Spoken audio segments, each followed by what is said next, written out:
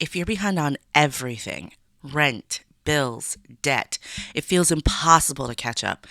You're not lazy, you're not broken, you're in survival mode. But there's a way out, and I'll walk you through it step by step. Hey, I'm Stephanie Adams, an accredited financial counselor here to give you real world money tips I wish someone told me years ago. The first step isn't paying bills, it's facing them. That means three things. Number one, stop ignoring mail or emails. Two, write down every bill, even the ones you're late on.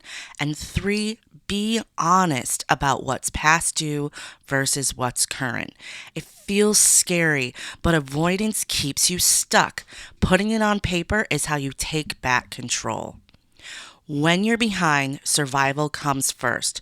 Cover what I call the four walls: shelter, rent or mortgage, food, basic groceries, utilities, keep the lights on, transportation, get to work.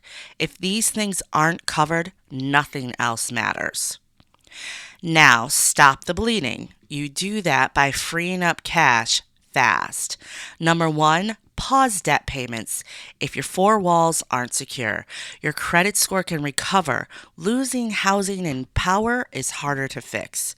Number two, call creditors and utilities to ask about hardship programs, deferments, or forbearance.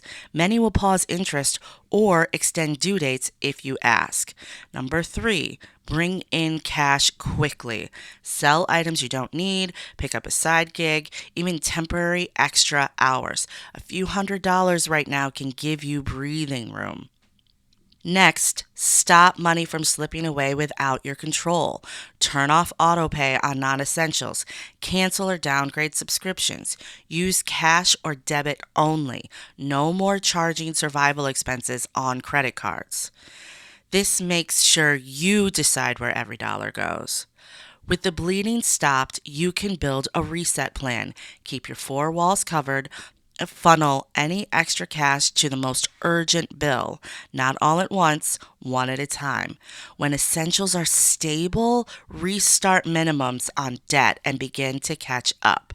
It's not about fixing everything today, it's about creating momentum and rebuilding trust with yourself. This is a reset season, it is not forever. Every small win builds confidence. You're not failing, you're rebuilding, and every choice you make is proof that you are back in control.